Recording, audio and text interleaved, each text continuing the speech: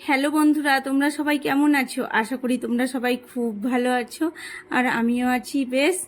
আর সকাল সকাল ঘুম থেকে উঠে যতগুলো কাজ ছিল সব কাজ সেরে নিয়েছি। আর এই দেখো, এখন বানিয়ে নিয়েছি আলু সেদ্ধ ভাত। আর শুকা লঙ্কা ভেজে নিয়েছি লাল লাল করে, লাল লাল ভাজতে লেগে কালো কালো হয়ে গেছে। শুকা লঙ্কা ভাজাটা খুব টাফ, তাই না? ভাজতে তো সবাই পারে, কিন্তু লাল করতে কয়জন পারে, তাই না? আর আমার কাছে তো লাল হয় না, কালোই হয়ে যায়। তো শুকা লঙ্কা দিয়ে আলু সেদ্ধ মাখাবো, মিষ্টি কুমড়ো সেদ্ধ দিয়েছিলাম আর পটল সেদ্ধ। এই সকাল সকাল আজকে সেদ্ধ ভাত খেয়ে এখন আমরা বেরিয়ে পড়ব। আর কোথায় বেরিয়ে পড়ব, চলো তোমরা ভিডিওটা দেখতে থাকো, সবটাই তোমাদেরকে বলছি। আলু সেদ্ধ মাখিয়ে নিলাম লাল লাল করে, এবার ভাতটা নিয়ে নিব। আর গরম গরম ভাতের সঙ্গে সেদ্ধ দিয়ে একটু ঘি থাকলে ভালো হতো, কিন্তু ঘি বাড়িতে ছিল, অনেক দিন হয়ে গেছিলো, ঘিটা কেমন যেন হয়ে গেছে, তাই জন্য ঘি নিতে পারলাম না। ওই দিয়েই খাওয়া দাওয়াটা সেরে নিলাম। আর খাওয়া দাওয়া কমপ্লিট করে এই দেখো রেডি সেডি হয়ে গেছি। এই চুড়িদারটা তো পরেই ছিলাম, স্নানের পরে পরে নিয়েছিলাম যেন আর না পরতে হয়, যাওয়ার সময় তবে বেরিয়ে পড়বো। আর দেখেই বুঝতে পারছো, এই যে ঢাম্পা ঢুম্পি সব রেডি করছি। কোথায় যাচ্ছি বলো তো? গঙ্গা স্নান করতে। আজকে গঙ্গা স্নান করতে যাব, কেননা আমার মা মরা প্রায় 1 থেকে 1.5 মাস হয়ে গেল। আর গঙ্গা স্নান আমাদের করাই হয়নি, 1 মাস পরেই গঙ্গা স্নানটা করতে হয়। তো আর দেরি না করে ভাবলাম কি যাই, আজকেই স্নানটা করে আসি। তোমাদের দাদা ভাই আর আমি যাচ্ছি। আর গঙ্গা আমাদের এখান থেকে প্রায় অনেক দূরে, জানো না, যেদিন সেদিন যাওয়া যায় না। অনেক দিন পরে আজকে গঙ্গা স্নান করব, প্রায় 1-1.5 বছর পরে। আর বৈশাখ মাস তাতে। আর গঙ্গাতে স্নান করতে গিয়ে দেখছি লোকজন ভালোই আছে, জানো। এই যে বৈশাখ মাসে সবাই গিয়েছে স্নান করতে, বলে তীর্থস্থান।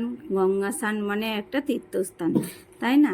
আর যাদের ধরো গঙ্গা কাছে তারা কিন্তু এই মর্মটা বুঝবে না, যাদের গঙ্গা অনেক দূরে তারাই জানে। আর টোটো করে নিয়েছি, টোটো করেই যাচ্ছি। আর টোটোওয়ালাকে বলেছিলাম আমরা 10টা 10:30টাতে আসতে, আর টোটোওয়ালা আসলো 11টা 15 মতো এইরকম। আর বাইরে আজকে প্রচণ্ড রোদ করেছে, জানো।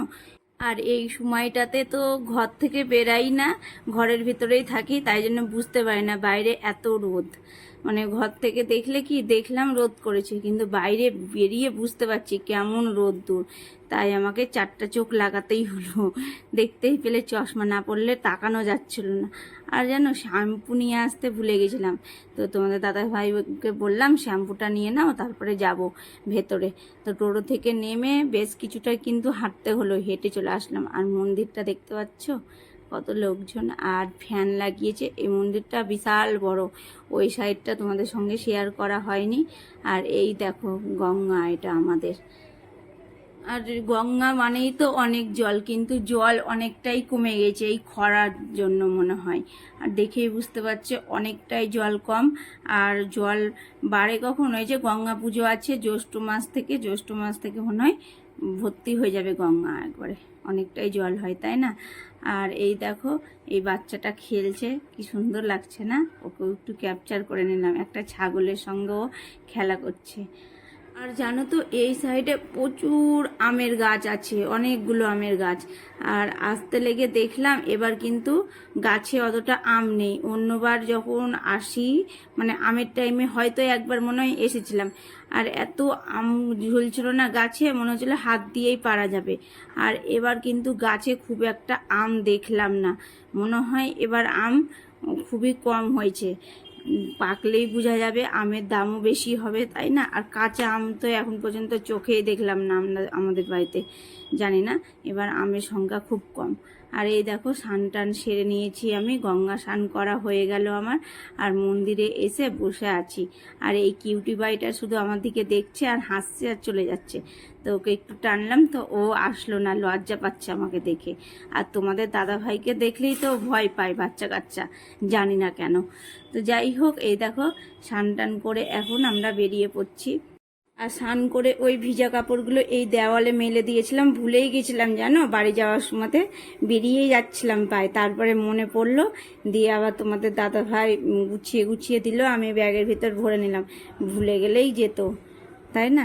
তো আবার বেরিয়ে পড়লাম কি এই এখানেই পাওয়া যায় বড় বড় লুচি, বিশাল বড় বড় সাইজে, তোমাদেরকে দেখাচ্ছি। এই দেখো, আর লুচি আছে সাথে তরকারি, আলুর তরকারি চাইলাম আমি, আলুর তরকারির সঙ্গে ছোলার ডাল মেশানো ছিল। তো যাই হোক, ভালোই লাগলো খেয়ে। আর পদ্ম পাতাতে তো দেখলেই তোমরা, পদ্ম পাতাতে টেস্টটা বেড়ে যায়, আর জল দিয়ে ধুলেও কিন্তু পদ্ম পাতাতে জলটা আটকে যায়, তাই না? আর হঠাৎ করেই কেন জানি না এমন একটা ইচ্ছা হলো লুচি খাওয়ার পরেও, এই যে রেস্টুরেন্টে চলে আসলাম। আর রেস্টুরেন্টে এসে কি খাই বলো তো, পেট তো ভর্তি, কিন্তু হঠাৎ করে তোমাদের দাদাভাই বলছে কি চলো না রেস্টুরেন্টে কিছু খাওয়া যায়, কেননা লুচি খেয়ে ভালো লাগে না, দুপুরে লুচি খেয়ে থাকা যায়। তাই চলে আসলাম। তো বিরিয়ানি নিলাম, পেটটা ভরেই ছিল, তাই একটাই বিরিয়ানি নিলাম, দুজন মিলেই খেলাম।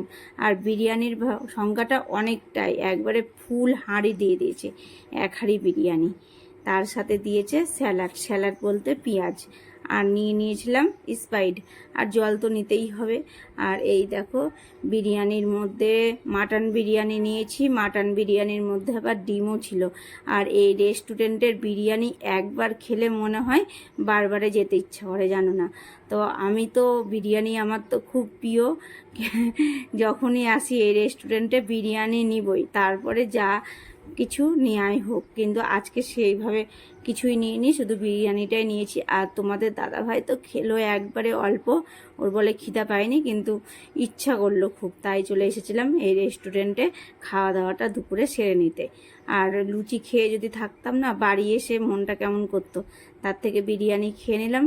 আর ভালোই লাগলো জানো, একটু ঘোরা হলো, টাইমটাও কাটানো হলো।